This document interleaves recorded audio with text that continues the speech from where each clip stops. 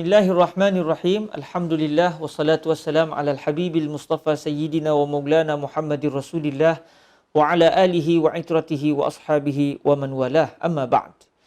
Bila kita membicarakan tentang puasa pada bulan Ramadan, ia merupakan satu ibadah yang begitu istimewa yang sudah difardukan oleh Allah Subhanahu Wa Taala kepada kaum muslimin.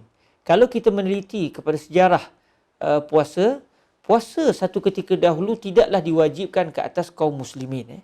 Sebaliknya, mereka diwajibkan berpuasa pada hari-hari tertentu sahaja. Sebagai contoh, kaum muslimin pada zaman baginda Rasul sallallahu alaihi wasallam pernah diwajibkan untuk berpuasa pada hari Ashura, iaitu pada 10 Muharram. Pada 10 Muharram, satu ketika dahulu Rasulullah dan para sahabat telah diwajibkan untuk berpuasa. Namun tidak pula diwajibkan untuk mereka berpuasa pada bulan Ramadan, sehinggalah akhirnya Allah Azza wa Jalla mewajibkan kaum muslimin untuk berpuasa pada bulan Ramadan. Itu pun puasa pada ketika itu berbeza dengan puasa yang kita fahami pada hari ini. Kerana ketika itu, walaupun seseorang itu mampu untuk berpuasa, tetapi dia boleh memilih sama ada mahu berpuasa atau membayar fidyah. Dia boleh pilih. Kalau dia mampu sekalipun, tapi dia rasa hari ini dia tak nak puasa, dia tidak berdosa. Sebaliknya, dia akan melakukan satu lagi kewajipan, iaitu membayar fidyah. Namun pada hari ini, kewajipan berpuasa adalah ke atas mereka yang mampu, dan kalau orang itu sudah mampu, dia tidak boleh beralih kepada fidyah kerana dia adalah seorang yang mampu. Dan kalau kita lihat para hadirin yang dirahmati Allah Subhanahu Wa Taala, syarat kewajipan berpuasa, maksudnya siapakah orang yang diwajibkan untuk berpuasa?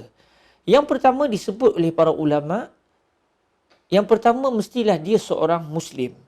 Kerana sesuatu ibadah itu tidak akan diterima oleh Allah Azza wa Jal melainkan apabila dia adalah merupakan seorang Muslim. Jadi syarat yang menyebabkan seseorang itu wajib untuk berpuasa adalah apabila yang pertama dia adalah seorang yang beragama dengan agama Islam. Dan yang kedua adalah seorang yang mukallaf, iaitu seseorang yang sudah sampai umur lalu dia mampu untuk memahami hukum hakam syarak. Bila sebut mukallaf, bermaksud dia seorang yang umurnya sudah dewasa. Kalau ikut bahasa kita kata orang yang telah baligh. Dan yang kedua, seorang mukallaf juga hendaklah seorang yang berakal. Maknanya kalau seorang itu menghadapi masalah dari sudut mental, dia tidak diwajibkan untuk berpuasa. Bermaksud kalau dia tidak berpuasa, dia tidak berdosa. Sebaliknya, kalau dia sudah menjadi seorang yang mukallaf, iaitu orang yang sudah dipertanggungjawabkan hukum hakam ke atas dirinya, iaitu dia sudah baligh dan dalam masa yang sama dia berakal, maka dia adalah orang yang diwajibkan untuk berpuasa. Seterusnya, syarat kewajipan berpuasa adalah kepada mereka yang mampu untuk berpuasa. Bererti seseorang yang menghadapi penyakit tertentu sehingga dia tidak dibenarkan untuk berpuasa oleh doktor kerana puasa boleh memudaratkan dirinya, maka ketika itu dia tidak diwajibkan untuk berpuasa. Yang seterusnya, yang keempat, seseorang itu akan diwajibkan untuk berpuasa apabila dia adalah merupakan seorang yang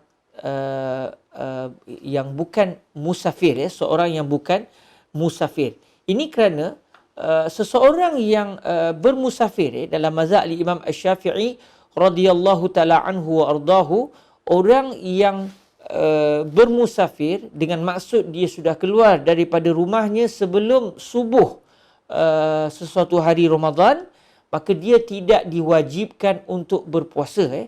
Walaupun begitu, kalau dia berpuasa tidak menjadi masalah kerana dia sah puasanya. Cuma adakah dia berdosa kalau dia tidak berpuasa? Jawapannya tidak. Dia tidak berdosa kerana puasa hanyalah diwajibkan kepada mereka yang tidak bermusafir. Tapi kalau dia bermusafir selepas subuh, katakan saya daripada Kuala Kangsar nak pergi ke Kuala Lumpur pada 2 Ramadan, saya keluar pada pukul 8 pagi, maknanya selepas waktu subuh, maka dalam perjalanan tersebut saya diwajibkan untuk berpuasa. Dan dalam masa yang sama juga, seseorang itu hendaklah sihat. Kalau dia tidak sihat, maka dia tidak diwajibkan untuk berpuasa. Dan kita dah sebut tadi bahawa selain daripada itu, dia juga hendaklah mampu untuk berpuasa. Bermaksud kalaulah dia sebagai contoh seorang wanita yang didatangi haid, dia tidak diwajibkan untuk berpuasa kerana dia tidak mempunyai kemampuan dari sudut syarak. Jazakumullahu khairal jazak. Aqulu qali hadza wa astaghfirullahi wa lakum. Wassalamualaikum warahmatullahi wabarakatuh.